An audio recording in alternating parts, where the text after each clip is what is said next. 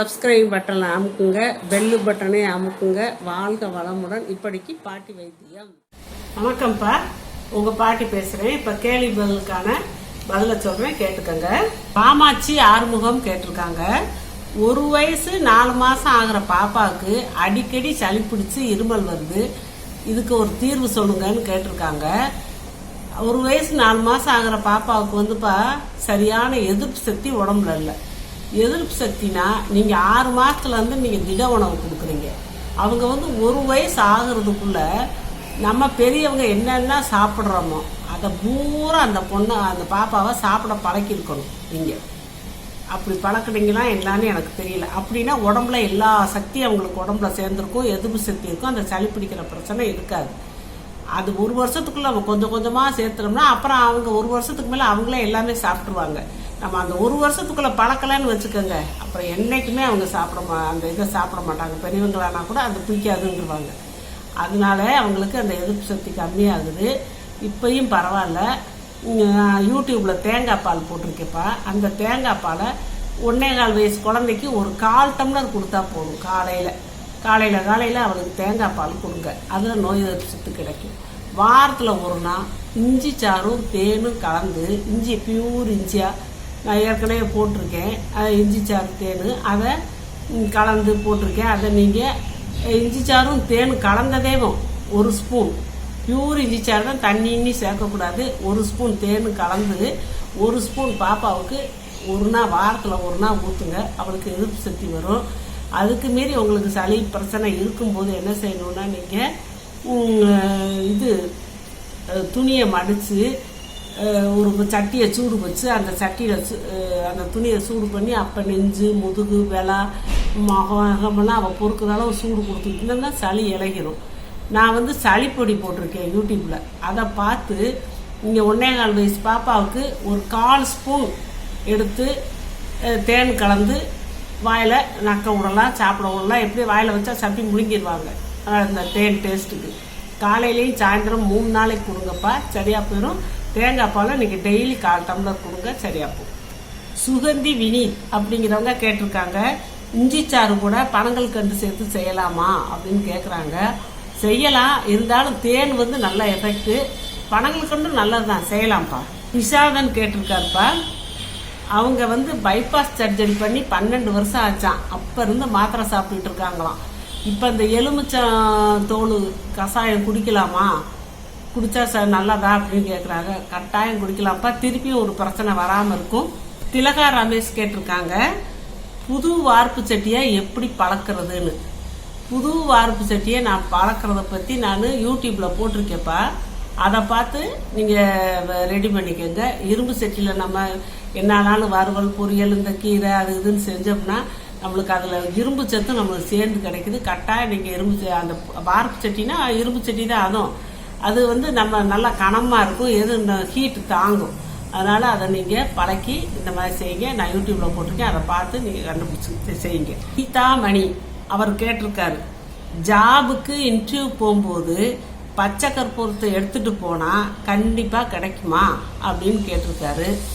கிடைக்கும்பா, உங்களுக்கு நல்லதாக இருந்தால் கிடைக்கும். நீங்கள் பச்சை கற்பூரத்தை எடுத்துகிட்டு போகும்போது தெய்வ சக்தி உங்களோடையே வருது.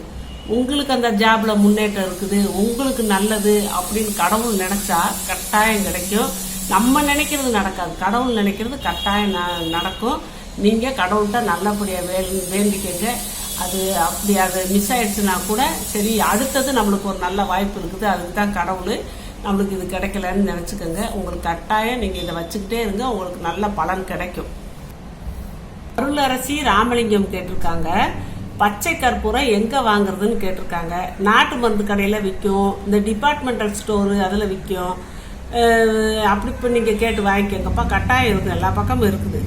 பிரியாங்கிறவங்க கேட்டிருக்காங்க, கர்ப்பப்பை அடைப்புக்கு எதுனா வைத்தியம் சொல்லுங்கன்னு கேட்டிருக்காங்க. கர்ப்பப்பை அடைப்புக்குப்பா நான் யூடியூப்பில் கூட போட்டிருக்கேன்ப்பா.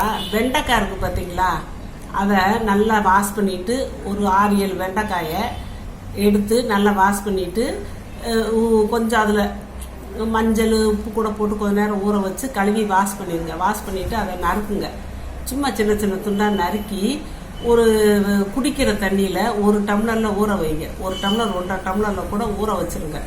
ஊற வச்சுட்டு ஒரு மணி நேரம் கழிச்சு அதை எடுத்து அதை கசக்கி எடுத்துட்டு அந்த தண்ணி பார்த்தீங்கன்னா வலுன்னு இருக்கும்.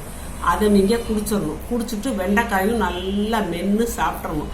சாப்பிட்ட அந்த வெண்டைக்காயோட வலுவழுப்பு வந்து ரத்தத்தில் சேர்ந்து அப்படியே ரத்தத்துக்கும் ஒரு வலுவழுப்பு தன்மை கொடுத்து ரத்தம் எங்கெங்கே ஓடுதோ ஸ்மூத்தாக ரத்தம் ஓடும்பா. அந்த வலுவழுப்போட போகும்போது ஸ்மூத்தாக போய் கர்ப்பப்பை அடப்பு கிடப்பெல்லாம் சரியாக போயிடும். கருக்குழாய் அடப்பு இருந்தாலும் சரியாக போயிடும்.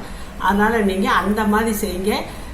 இதை நீங்கள் விடாமல் செய்யுங்க. உங்களுக்கு எவ்வளோ அந்த பிரச்சனை தீர்ற வரைக்கும் நீங்கள் விடாமல் நம்பிக்கையாக நீங்கள் கடவுளை கும்பிட்டு செய்யுங்க. நல்லது நடக்கும். ஜெகதீஷுங்கிறவர் கேட்டிருக்காருப்பா, இந்த கால தலைமுறை குழந்தைகளுக்கு உங்கள் கால பொக்கிஷங்களை சொல்லித்தாங்க அப்படின்னு கேட்டிருக்காங்க. சொல்லித்தாரேப்பா, நல்லா சொல்லித்தாரேன். எல்லாம் பழகி இதை ஃபாலோ பண்ணி எல்லாம் ஆரோக்கியமாக வாழணும் தான் என் ஆசை. சொல்லித்தரேன். மகா யோஜிங்கிறவங்க கேட்டிருக்காங்க, வெயில் காலம் வந்துருச்சு, வந்தால் எனக்கு உடனே தலைவலி அதிகம் வருது, மற்ற காலத்துலலாம் எனக்கு இல்லை அப்படிங்கிறாங்க. வெயில் காலத்துலப்பா டஸ்ட்டு, ஒரே டஸ்ட்டு. மழை காலத்தில் பனி காலத்துலலாம் கொஞ்சம் மழை பெஞ்சு செஞ்சு தூசியெல்லாம் ரொம்ப கிளம்பாது. வெயில் காலத்தில் பார்த்தீங்கன்னா டஸ்ட்டுனால அந்த டஸ்டெல்லாம் போய் மூக்கில் அந்த சுவாசத்தில் அடைச்சி செஞ்சு அதனால தலைவலி வரும். அந்த சுவாசம் நல்லா இல்லாமல் தலைவலி வரும். இந்த வேர்த்து தலையெல்லாம் வேர்த்து அந்த வேர்த்ததுனால சளி பிடிச்சி தலைவலி வரும். அதனால ஆம்பளை பிள்ளையெல்லாம் முடியை குறைச்சிக்கிறது நல்லது. வெயில் காலத்தில் வந்து முடியை குறைச்சிக்கிட்டு டெய்லி தலைவலி தண்ணி ஊற்றுங்க. இந்த டஸ்ட்டுக்கு நான் ஜலநேத்தின்னு சொல்லி நான் போட்டிருக்கேன். மூக்கு கவலையை வச்சு மூக்கில் இது பண்ணுறது, க்ளீன் பண்ணுறது. டெய்லி மூக்கை க்ளீன் பண்ணிங்கன்னா உங்களுக்கு அந்த தலைவலி பிரச்சனையே வராது. ரெண்டாவது, இந்த வெயில் தாங்க மாட்டாப்புல ஹீட்னால கூட உங்களுக்கு வரலாம். கொஞ்சம் குளிர்ச்சியாக சாப்பிட்டுக்கோங்க. பழங்கள் அது இதுன்னு சாப்பிடுங்க. காரங்கரமெல்லாம் ரொம்ப சாப்பிடாதீங்க. இந்த வெயில் பொறுக்க முடியாமல் இந்த ஹீட்னால கூட தலைவலி வரலாம். இப்படியெல்லாம் இருந்தால் தலைவலி வரதை நம்ம குறைச்சிக்கலாம். அதுக்குமே தலைவலி வந்துச்சுன்னா பச்சை கற்பூரம், இஞ்சி, பூலாங்கிழங்கு இதுகளை வச்சு அப்படியே ஒரு வெள்ளைப்பூடு வச்சு லேசாக தட்டி நசுக்கி ஒரு வெள்ளை துணியில் முடிச்சு போட்டு பாக்கெட்டில் போட்டுக்கோங்க. அப்பப்போ மோந்து பார்த்துக்கிட்டு இருக்குங்க, அந்த தலைவலி வராது. ஆணிக்கலா சாமிங்கிறவங்க கேட்டிருக்காங்கப்பா, அவங்களுக்கு சுகர் இருக்கான், கால் எரிச்சல் இருக்கான், அதுக்கு வைத்தியம் சொல்லுங்கன்னு கேட்குறாங்க. சுகர் உள்ளவங்களுக்கு பொதுவாக கால் எரிச்சல் வருதுப்பா. ஏன்னா அவங்க சுகர் கண்ட்ரோல் இல்லாமல் இருக்கிறப்ப இந்த நரம்புகள்லாம் பாதிக்கப்படுது. அதனால அவங்களுக்கு அந்த கால் எரிச்சல் வருது. காலில் போகிற நரம்புகளெல்லாம் சரியாக ரத்த ஓட்டம் கிடைக்காது. அப்போ அவங்களுக்கு திகுன்னு எரியுது. என்ன பண்ணணும், நீங்கள் சுகரை கண்ட்ரோலாக வச்சுக்கணும். சுகரை கண்ட்ரோலாக வச்சுக்கணும்னா நான் இந்த யூடியூப்பில் பொடியெல்லாம் போட்டிருக்கேன். அதெல்லாம் பொடி போட்டிருக்கேன். சுகர் கண்ட்ரோலாக சுகரை குறைக்கிறதுக்கு, சுகரே இல்லாமல் இருக்கிறதுக்கெல்லாம் பொடி போட்டிருக்கேன்.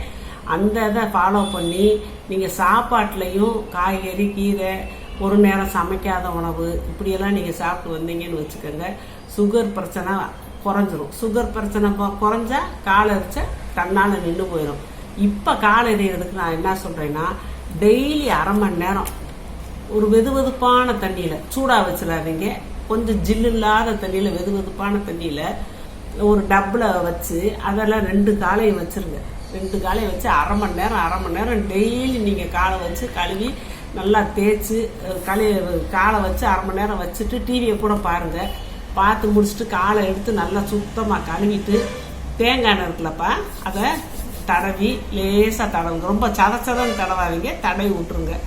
இப்படியே டெய்லி செஞ்சீங்கன்னா நாளடைவில் நீங்கள் சுகர் குறைக்கிறதுக்கும் இந்த மாதிரி வைத்தியம் பண்ணுறதுக்கும் சரியாக போயிருக்கும். முகமது இப்ராஹிம் கேட்டிருக்காரு, குழந்தை ரொம்ப ஒல்லியாக இருக்குது, தாய்ப்பால் மூலமாக அவங்களுக்கு ஃபேட்டு கிடைக்கணும், அப்போ தான் குழந்தைய கொடுக்கணும்னு வருவாங்கன்னு சொல்லி தாய்ப்பால் மூலமாக எப்படி ஃபேட்டை குழந்தைகளுக்கு இது பண்ணுறது, எப்படி தாய்ப்பாலில் ஃபேட்டை அதிகம் பண்ணுறதுன்னு கேட்குறாங்க. இது ரொம்ப ஈஸிப்பா. இதில் என்ன இருக்குது, நல்லா மட்டன் சூப்பு இந்த மாதிரிலாம் மட்டன் சூப்பு வச்சு குடிங்க. நெய் ஊற்றி நல்லா சாப்பிடுங்க. நெய் சேர்த்துக்கோங்க, பால், தயிர் இதுகளெல்லாம் சேர்த்துக்கோங்க. வேர்க்கடலை, எள்ளு இந்த மாதிரியெல்லாம் உங்கள் உணவுகளில் சேர்த்துக்கிட்டீங்கன்னு வச்சுக்கோங்க, தன்னால் ஃபேட் உண்டாயிரும். உங்கள் தாய்ப்பாலில் குழந்தை குடிச்சு நல்லா கொழுன்னு வந்துடும். ஜோதி லட்சுமி கேட்டிருக்காங்க, அவங்க கணவருக்கு 35 வயசு ஆகுது, சுகர் ஆரம்ப ஸ்டேஜ், அதனால அதை எப்படி கண்ட்ரோல் பண்ணுறதுன்னு சொல்லுங்கள் அப்படிங்கிறாங்க. ஆரம்ப ஸ்டேஜ் தானப்பா, பயப்படவே பயப்படாதீங்க. ஆஸ்பத்திரிக்கு போயிடாதீங்க. ஆஸ்பத்திரி வைத்தியத்தை பார்க்காதீங்க அலோபதியில். நான் வந்து சுகருக்கு ஒரு பொடி போட்டிருக்கேன், அதை கரெக்டாக நீங்கள் ஃபாலோ பண்ணுங்கள். யூடியூப்பில் பார்த்து ஃபாலோ பண்ணுங்கள். இந்த காய்கறி எல்லாம் நிறையா சேர்த்துக்கோங்க, கீரை சேர்த்துக்கோங்க. இந்த சப்பாத்தின்னு சொல்லுவாங்க, சுகர் வந்தால் சப்பாத்தி சாப்பிடணும். சப்பாத்திலையும் உங்களுக்கு கார்போஹைட்ரேட் தான் நிறையா இருக்குது. சப்பாத்தியோ இட்லியோ தோசையோ சாதமோ, நான் ஏற்கனவே சர்க்கரையை கண்டு அஞ்ச வேண்டாம்னு போட்டிருக்கேன். அந்த இதை பாருங்கள், யூடியூப்பில் போட்டிருக்கேப்பா, பேசியிருக்கேப்பா. அதை பார்த்து நான் சொல்கிற பொடியும் சாப்பிட்டுக்கோங்க. சர்க்கரை சுத்தமாக அறுத்து போயிடும். நீங்கள் இயற்கை உணவு ஒரு நேரம் நீங்கள் சாப்பிடணும். 3 நேரம் சமைச்ச உணவு சாப்பிடாதீங்க. கார்போஹைட்ரேட்டை கம்மி பண்ணிக்கிட்டு வயிறை ஃபில் பண்ணுறதுக்கு பச்சை காய்கறி, அவிச்ச காய்கறி, கீரை, பழங்கள் இப்படி சாப்பிடுவாங்க. கட்டாயம் உங்களுக்கு சர்க்கரை இல்லாமலே போயிடும், பயப்படாதீங்க. ட்ரீட் பண்ணுறவங்க வயிறு குறையிற டானிக் குடிக்கலாமா அப்படின்னு கேட்டிருக்காங்க. குடிக்கலாம்ப்பா, அது குழந்தைக்கும் போய் சேரும், ரொம்ப நல்லது, நல்லா பசிக்கும், நல்ல செரிமானமாகும். ஜோதிலட்சுமி கேட்டிருக்காங்க, தொடர்ந்து மாசக்கணக்கில் போகுது, தள்ளி போனால் என்ன செய்ய முடியும், தள்ளி போனால் அப்படி நிறையா போகுமோ அப்படின்னு கேட்டிருக்காங்க. தள்ளி போனால் நிறையா போகும்னு இல்லைப்பா, தொடர்ந்து மாசக்கணக்கில் போனால் ரொம்ப டயர்டாயிருவீங்களே, ரொம்ப அசதியாயிருமே, அப்படியெல்லாம் போக விடக்கூடாதுப்பா. நீங்கள் இந்த அதுக்கு துவர்ப்பு தான் உங்களை அதை கட்டுப்படுத்தும். துவர்ப்புள்ள ஜாமான் நீங்கள் நல்லா சேர்த்துக்கிறோம். துவர்ப்புள்ளது என்னது, மாதுளம்பழம் இருக்கு இல்லையா, அதை வாங்கிட்டு வந்து 2ஆக நறுக்குங்க. ஒரு பக்கத்தை விட்டு போட்டு ஒரு பக்கத்தை காலையில் பொடியாக நறுக்கி மிக்சியில் அப்படியே போடுங்க. தோலோடு அப்படியே விதையோடு அப்படியே போட்டு அரைச்சி அப்படியே ஜூஸாக குடிச்சிருங்க.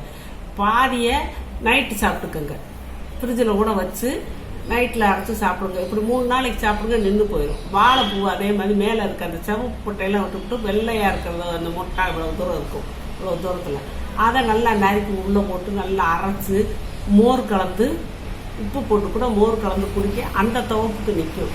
இந்த மாதிரி துவர்ப்புள்ள ஜாமான் சாப்பிட்டீங்கன்னா உங்களுக்கு பீரியட்ஸ் நின்று போயிருப்பா. இப்போ நிறைய பேர்ப்பா அவங்க கொஸ்டினுக்கு ஆன்சர் சொல்கிறதுலன்னு கேட்குறாங்க.